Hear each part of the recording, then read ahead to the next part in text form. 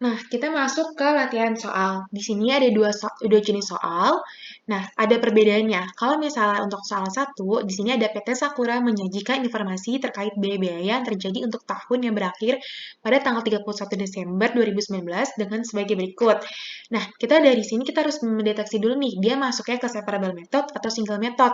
Caranya, pertama kita lihat dulu nih materialsnya. Kalau misalnya dia udah langsung bentuk direct materials, berarti dia ke separable method. Sedangkan kita lihat nih di soal 2, dia di sini dalam bentuk material. Berarti untuk soal 2 menggunakan si single method. Nah, pertama kita ngebahas soal satu dulu nih. Jadi di sini ada akun-akunnya, lalu diminta susunlah cost of good manufacturer statement dari PT Sakura, lalu buat income statement dari PT Sakura, dan juga hitunglah total prime cost dan total conversion cost. Nah, yang pertama kita klasifikasiin dulu dari akun-akun yang udah ada, masuknya kemana? Ke COGM, atau ke income statement, atau dia nggak masuk ke dua-duanya. Nah, kita masukin dulu nih, kalau work in process inventory Januari 1, berarti dia adalah WIP beginning, karena dia Januari 1, dia masuk ke COGM. Lalu untuk direct materials inventory, di Desember 31, berarti dia adalah direct materials ending, dia juga masuk ke COGM. Nah, untuk finish good inventory, Desember 31 atau finish good ending, dia masuk ke income statement di bagian COGS. Sama seperti tadi yang di atas yang kita bahas, COGS membutuhkan finish good, jadi dia akan masuk ke COGS. Lalu setelah dia masuk ke COGS, dia akan dimasukkan ke income statement. Lalu di sini ada accounts payable sama account receivable. Nah, dia kan kayak masuk ke CGM ataupun COGS. Nah, dia masuknya ke SFP. Dia hanya mengkecoh aja, jadi kita nggak usah masukin kemana-mana. Lalu work in process inventory Desember 31, berarti dia masuk ke CLGM, ada finished good inventory Januari 1, masuk ke income statement bagian CLGS yang akan mengurangi COGAS. Lalu ada account receivable sama account payable lagi nih. Nah, dia masuk ke SFP, jadi dia tidak masuk kemana-mana. Lalu ada direct materials inventory Januari 1 2019 masuk ke CLGM. Lalu ada plan utilities, dia masuk ke CLGM bagian FOH atau factory overhead. Nah, yang harus kita ingat kalau misalnya dia masuk ke FOH di CLGM, kita lihatnya ada kata-kata plan atau indirect atau ada uh, factory overhead kayak gitu. Dia masuknya ke FOH.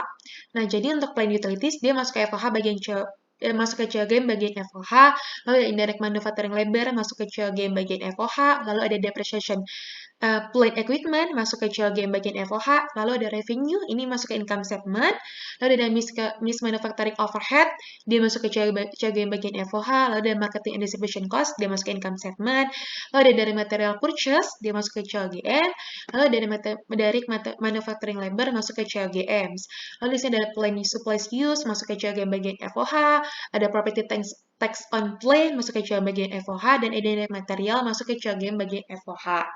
Lalu kita buat dulu nih pertama untuk COGM manufacturing statement. Karena tadi dia masih direct materials, berarti dia menggunakan separable method. Kita masukin dulu nih direct materials dulu yang beginning 50.000 dari soal ya angka-angkanya. Lalu dia tadi kan melakukan pembelian purchase, jadi ditambah nih 150.000.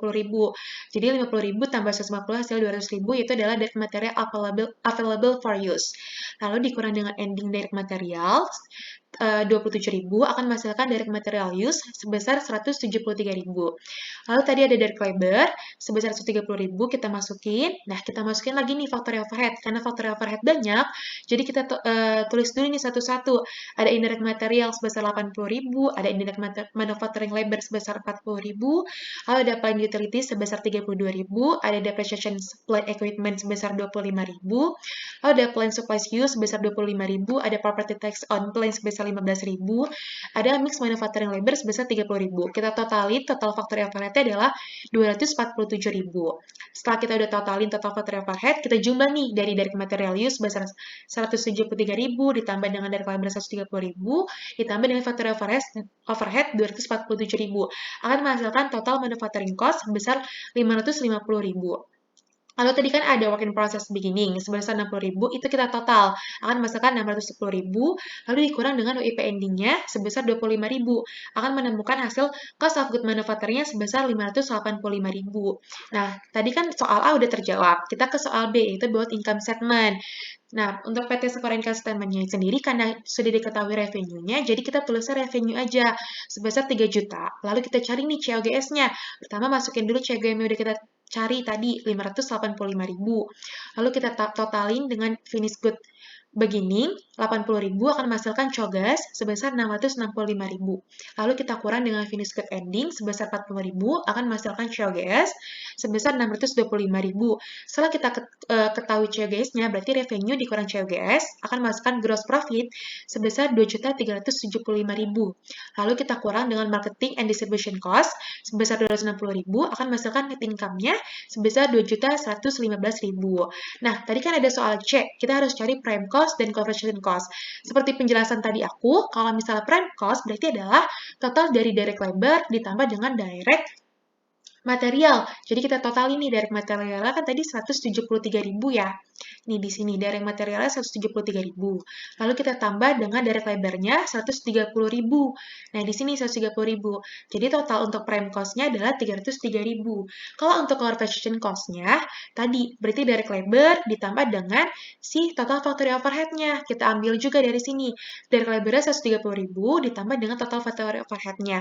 Totalnya adalah 377.000. Oh ya, kalau misalnya direct labor ditambah dengan direct material ditambah dengan factory overhead akan menghasilkan total cost ya, seperti itu.